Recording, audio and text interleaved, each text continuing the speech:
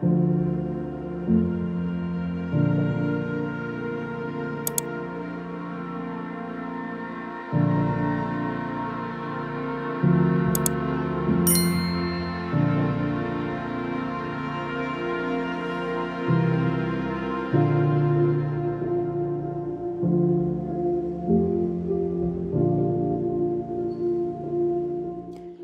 everybody, this is the Ship Modelers Library.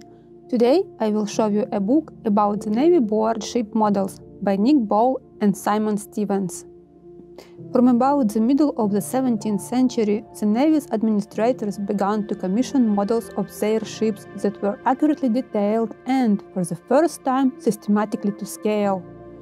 A recognized style developed, which include features like the unplanked lower hull with its simplified pattern of framing that emphasized the shape of the underwater body.